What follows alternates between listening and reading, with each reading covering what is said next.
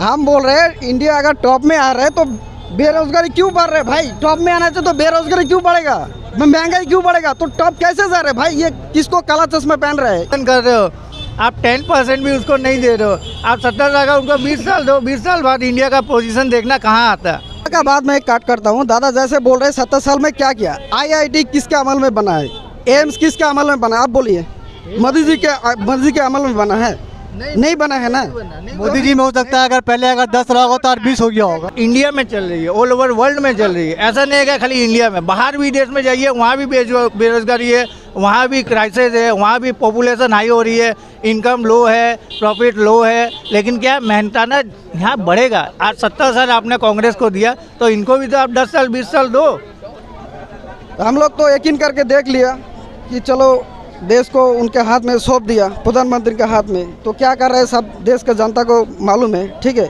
अगर आप बताइए, अगर कोई देश का कोई भी LIC बेच दे, हवाई अड्डा बेच दे, मतलब और रेलवे बेच दे, तो इसमें से जितना बंदा नौकरी करेगा उसका नौकरी किधर चला जाएगा? तो या मोदी जी के बाइकआउट करते हो, लेकिन उन्होंने बोला LIC बेच दिया, हवाई अड्डा बेच दिया, रेलवे बेच दिया। तो आज के डेट में वो भी हवाई अड्डा यूज़ कर रहे हैं। बेचा होता तो प्राइवेट में जाता, लेकिन अभी भी एयर इंडिया गवर्नमेंट के हाथ में। LIC मैं खुद करता हूँ, मेरे घर में 3 LIC चल रही है, आज भी मैं LIC भर रहा हूँ। तो नहीं चलता है कि कौन सा मेरे बच्चों को नौकरी देगा, कौन सा अगर मेरे के घर में कोई परिवार में किसी को नौकरी नहीं, उसको नौकरी मिल जाए, एजुकेशन मिल जाए, अगर घर में कोई अगर बीमार है तो उसको सरकार की तरफ से सहायता मिल जाए। ये सब आप लोग सोचते हैं वोट देने के वक्त? आपको क्या लगता है दादा? जी, हम लोग जब वोट देने के लिए जाते तो ये सब ही सोचते हैं। लेकिन ऐसा होता है ना कि हर कोई जो है ना घर पे रह के तो कमा नहीं सकते, क्योंकि ऐसा अपॉर्चुनिटी तो हम लोग को मिलता ही नहीं है, ठीक है। रिजर्वेशन भी उतना ज़्यादा नहीं है कि जैसे कि हम। आप लोग को लगता है कि रिजर्वेशन ज़रूरी है हमारे भारत में?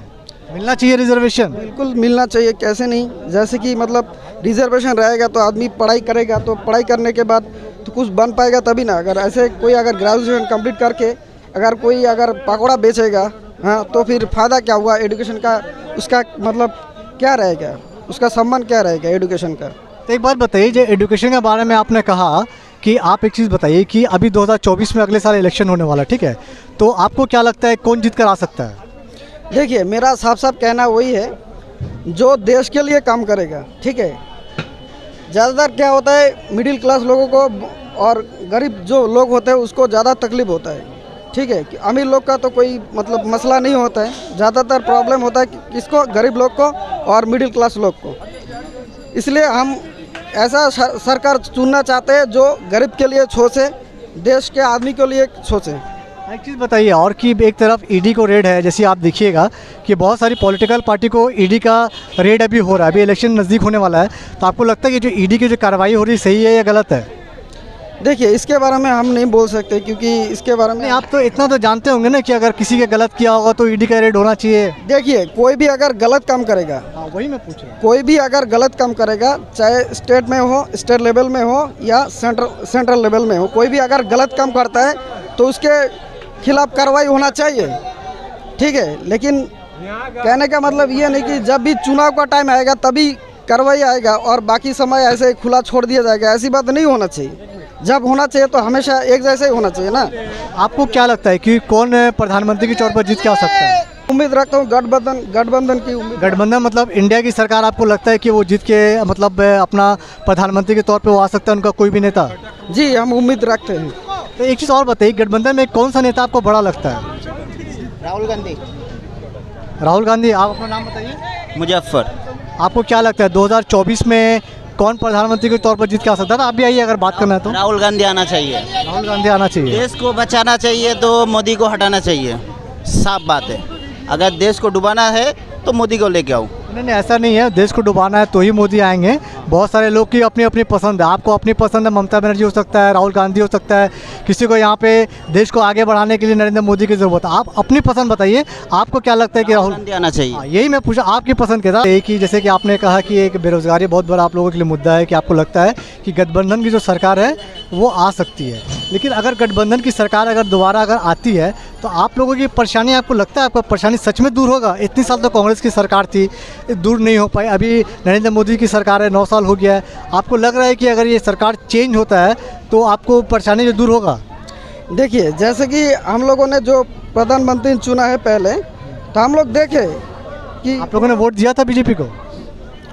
मैं ज़्यादा मतलब एक ही बार मैं वोट दिया था, ठीक है। मैं बाहर में रहता हूँ, इंडिया में नहीं रहता हूँ, इसके लिए मैं वोट ज़्यादातर नहीं दे पाया, ठीक है। तो हम लोग तो यकीन करके देख लिया कि चलो देश को उनके हाथ में सौंप दिया, प्रधानमंत्री के हाथ में, तो क्या कर रहे हैं सब देश के जनता को मालूम है, ठीक है। अगर आप बताइए, अगर कोई देश का कोई भी LIC बेच दे, हवाई अड्डा बेच दे, हवाई मतलब और रेलवे बेच दे, तो इसमें से जितना बंदा नौकरी करेगा उसका नौकरी किधर चला जाएगा? आरक्षण खत्म होगा कि नहीं होगा? तो ये आपका कहना है कि जिस तरह से सरकारी संपत्ति को बेची जा रही है, आने वाले दिनों में अगर सबको बेच दिया जाएगा तो नौकरी ऐसे भी कम हो जाएगी। अच्छा, एक बात बताइए, सरकारी नौकरी को लेकर यहाँ पे बहुत सारे युवा हैं, सिर्फ सरकारी नौकरी को लेकर वो ज़्यादा उत्साह रहते हैं, तो आपको नहीं लगता है कि यहाँ पे लोगों को भी और अपना सरकारी नौकरी के अलावा भी बेरोज़गारी जो है दूर हो सकती है अगर स्वरोजगार से?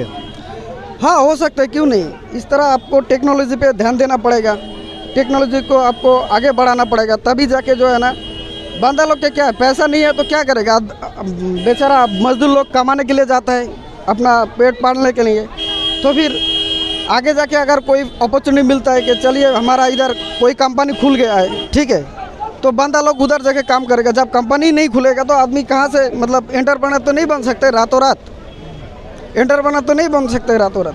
तो एक सहायता चाहिए ना, सरकार अगर एक चीज़ सहायता करेगा तो तभी कुछ बन पाएगा। अच्छा, एक चीज़ और बताइए कि अभी जो भारत की जो तस्वीर है पहले से और मजबूत हुई है, आपको लगता है? नहीं, हमें तो कहीं से भी ऐसा नहीं लग रहा है कि मजबूत है, हमको टूटते हुए नज़र आ रहे हैं। तो नाम बताइए। हाँ जी, मैं कौशिक गांधी बोल रहा हूँ, मैं कलकत्ता में रहता हूँ। हो सकता है वो मोदी जी से नफरत करते हो या मोदी जी के बाइकआउट करते हो, लेकिन उन्होंने बोला LIC बेच दिया, हवाई अड्डा बेच दिया, रेलवे बेच दिया, तो आज के डेट में वो भी हवाई अड्डा यूज़ कर रहे हैं। बेचा होता तो प्राइवेट में जाता, लेकिन अभी भी एयर इंडिया गवर्नमेंट के हाथ में। LIC मैं खुद करता हूँ, मेरे घर में 3 LIC चल रही है, आज भी मैं LIC भर रहा हूँ, तो गवर्नमेंट ने बेची नहीं है, ये अभी भी उनके हाथ में ही है। बस एक मुद्दा था, ये लोग ने बना दिया कि ये बेच दिया, वो बेच दिया, फलाना बेच दिया, ढिकना बेच दिया। तो मैंने बोल रहा हूँ कि आप गवर्नमेंट को क्या टैक्स दे रहे हो? जो आप ये रास्ता पे चल रहे हो उसका आप टैक्स दे रहे हो। अब ये खड्डा हो जाएगा तो आप गवर्नमेंट को बोलोगे ये खड्डा हो गया, खड्डा, तो वो पैसा अगर ठीक करवाने का वो पैसा कहाँ से देगी गवर्नमेंट? अगर यहाँ पे पैसा ही देगी। आप रास्ता में पानी यूज़ कर रहे हो तो पानी कहाँ से देंगे? आप पैसे नहीं दे रहे हो, बिना पॉकेट का पानी चाहते हो, कहाँ से हो? एक बात बताइए ना, यहाँ पे अगर कोई अगर पैकेट का 5 रुपये का बिस्कुट भी खरीदता है ना, तो वो भी सरकार को पैसा देता है, ठीक है। तो इसमें कोई ऐसा नहीं है कि हम सरकार को पैसा देते हैं, ये सरकार को नहीं देते हैं और आप देते हैं। यहाँ पे अगर कोई भी बच्चा अगर 5 रुपये का बिस्कुट भी खरीदता है, वो भी 10 पैसा सरकार को टैक्स देता है। मुझे एक बात बताइए कि ये जो हमारी जो भारत की जो सरकार है, अभी तीसरी बार जो भी प्रधानमंत्री नरेंद्र मोदी, आप देखेंगे 2024 में इलेक्शन होने वाला है, तो आपके लिए सबसे बड़ा मुद्दा क्या? आप लोगों के लिए बेरोजगारी, शिक्षा, स्वास्थ्य, आपको लगता है ये मुद्दा हो सकता है? बेरोजगारी, ये मैं मानता हूँ ये ऑल ओवर इंडिया में चल रही है, ऑल ओवर वर्ल्ड में चल रही है। ऐसा नहीं है कि खाली इंडिया में, बाहर भी देश में जाइए वहाँ भी बेरोजगारी है, वहाँ भी क्राइसिस है, वहाँ भी पॉपुलेशन हाई हो रही है, इनकम लो है, प्रॉफिट लो है, लेकिन क्या मेहनताना यहाँ बढ़ेगा। आज 70 साल आपने कांग्रेस को दिया, तो इनको भी तो आप 10 साल 20 साल दो। तो जैसे कि दादा ने बताया कि 70 साल आपने कांग्रेस को दिया, हम लोगों ने अभी बीजेपी को अभी हम लोग 9 साल दिया है, तो आपको नहीं लगता है कि इनको भी बराबर का पूरा टाइम मिलना चाहिए? सुनिए, पहले तो दादा का बात मैं बोलता हूँ कि दादा जैसे बोला कि ये जितना भी मतलब ये रेलवे हो गया और उसका हवाई अड्डा हो गया और LIC हो गया, इनको अगर प्राइवेट सेक्टर में देंगे तो इसमें से जो मुनाफा मिलेगा, प्रॉफिट मिलेगा, वो किसके फंड में जाइए? वो किस में जाएगा बोलिए? वो प्राइवेट चीज़ बता दूं, वो तो प्राइवेट को ही जाएगा ना, तो इसमें से सरकार को तो प्रॉफिट पूरा नहीं मिलेगा ना। इसी का जो पैसा, कोई भी चीज़, एक सेकंड में बता क्लियर कर दूं, सरकार कोई भी चीज़ अगर आपका कोई भी हिस्सा अगर बेचती है तो वो पैसा जनता का पैसा जनता ही में ही लगता है, ठीक है।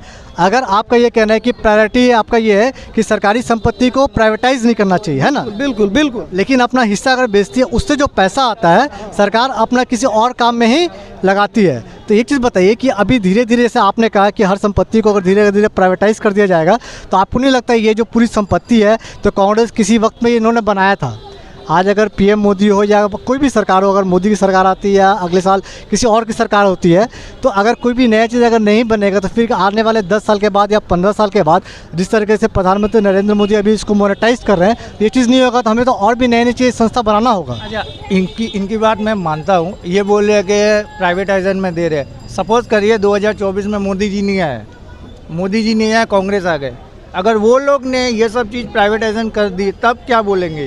मैं वही तो बोल रहा हूँ कि आदमी तब उनके ऊपर भी सवाल उठाएंगे, तब उनके ऊपर भी सवाल उठाएंगे। भाई जैसे कि हम मोदी जी को देश को देखा है कि वो कैसे काम कर रहे, ऐसे उनको भी देखेंगे। अगर सही काम कर रहे तो चलने देंगे, नहीं तो उनको भी आपने 70 साल में कांग्रेस के राज में आपने क्या पाया, ये बताइए। 70 साल से जवाब मैं ही दे देता हूँ। 70 साल में हम लोग यहाँ पे खड़े हैं, यहाँ पे जितने ही भाई लोग खड़े हैं, और प्रधानमंत्री नरेंद्र मोदी अगर चाय बेचते अगर वो प्रधानमंत्री के तौर पे अगर बन गए हैं 70 साल में, ये बहुत बड़ा अचीवमेंट है। आज हमारा देश उगंडा नहीं बना है, आज हमारा देश कोई दूसरा चीज़ नहीं बना है, लालू जी भी बन गए हैं। तो यही 70, हाँ वही हम बोल रहे हैं ना, 70 साल में अच्छा काम हुआ है। ऐसा नहीं है कि आज अगर 9 साल में अगर एक सेकेंड, आज अगर 9 साल में अगर प्रधानमंत्री नरेंद्र मोदी की तरफ से सरकार बना है तो ऐसा नहीं है कि सब काम उनका खराबी हुआ है। अच्छा काम सब सरकार में होता है तभी आगे बढ़ता है। दादा का बात मैं काट करता हूँ। दादा जैसे बोल रहे 70 साल में क्या किया, IIT किसके अमल में बना है, एम्स किसके अमल में बना है, आप बोलिए। मोदी जी के अमल में बना है? नहीं बना है ना। मोदी जी में हो सकता है अगर पहले अगर 10 रहा होगा तो आज 20 हो गया होगा। आप उनको टाइम तो दो। 70 साल की जगह में आप 9 साल का कंपैरिजन कर रहे हो, आप 10% भी उसको नहीं दे रहे हो। आप 70 साल का उनको 20 साल दो, 20 साल बाद इंडिया का पोजीशन देखना कहाँ आता है। देखिए, जब 10 साल देख के आदमी समझ जाता है 10 साल में क्या कर सकते हैं। अगर 10 साल में कुछ करके देखा था, आप बोलिए कितना काम गिना सकते हैं मोदी जी को कि भाई चलो ये सेक्टर में काम हुआ है, अब बोलिए क्या क्या करना है। अच्छा बताइए, कोई भी अगर काम बताइए। पहली बार जी मीटिंग हुआ, G5 मीटिंग हुआ, जो G20 मीटिंग हुआ, G20 मीटिंग जो कांग्रेस के टाइम में एक भी बार नहीं हुआ। वर्ल्ड के बाहर के देश वाले सब प्रधानमंत्री नहीं एक चीज़ बताइए ना। नहीं आप G20 के बारे में बताया कि यहाँ पे जो 9 साल में उनका सबसे बड़ा काम क्या था। सबसे बड़ा काम ये था कि इंडिया को बहुत अच्छी पोजीशन में ले गया, से मजबूत हुई। आज के डेट में इंडिया टॉप 3 में आ रहा है। तो इसकी बुनियाद हो सकता है आने वाले सालों में और 1 में आ जाए। तो ये 2029, हम बताइए क्या बोल रहे हैं। हम बोल रहे हैं इंडिया अगर टॉप में आ रहा है तो बेरोजगारी क्यों बढ़ रहा है भाई। टॉप में आना चाहिए तो बेरोजगारी क्यों बढ़ेगा, महंगाई क्यों बढ़ेगा, तो टॉप कैसे जा रहे भाई। ये किसको काला चश्मा पहन रहे हैं, हर एक चीज़ का तो दाम बढ़ा है कैसे। और दादा और एक बात बोल रहे थे कि जैसे कि मतलब बोल रहे हैं कि यहाँ पे जैसे नौकरी का क्राइसिस है, बाहर में भी ऐसे। भाई हम लोग खुद गाल्फ में जाते हैं, गाल्फ में जितना कंट्री है इंडिया से भर के लोग जाते हैं, वहाँ काम कर रहे हैं, तो उनको क्राइसिस नहीं पड़ रहा है। तो दाम बढ़ा। एक अपना नाम बताओ। गरीबी का हाल क्या है, नाम बताओ, पहले नाम बताओ। हाँ? नाम क्या है, राय क्या करते हो, हाँ? क्या करते हो। रिक्शा चलाते हैं। ये आपने जो इतनी पूरा लिस्ट बताया कि और आपके लिए कौन सा बड़ा मुद्दा है यहाँ पे। मुद्दा कॉमन सी है, जो आम आदमी को चाहिए उतना ही मुद्दा है भाई। सामान सस्ता हो, नौकरी सबको मिल जाए, सबको रोजगार मिल जाएगा, और एजुकेशन अच्छा हो, स्वास्थ्य अच्छा हो, इतना ही डिमांड है। और ज़्यादा डिमांड थोड़ी कर रहे हैं सरकार से। अरे कहाँ होता भैया। ये भी तो आम एक मिनट ये भी आम जानता है, इनको भी जो समस्या है आपको। तेल का दाम बढ़ गया है, सामने से नहीं। दाम बढ़ा है, गैस का दाम बढ़ गया है, गरीब लोग कहाँ से खाएगा बोलो। देखो अच्छा इलेक्शन होता है, हमारा देश की नया जो मुख्यमंत्री होगा तो उसको होगा तो असदुद्दीन प्रधानमंत्री बनेगा तो भाईजान बनेगा, असदुद्दीन ओवैसी बनेगा। ठीक है। अच्छा, असदुद्दीन ओवैसी का बात करेंगे। फैला है पूरा इंडिया असदुद्दीन ओवैसी का फैला है कि क्यों ईमानदारी मंत्री जो है असदुद्दीन ओवैसी है। ईमानदारी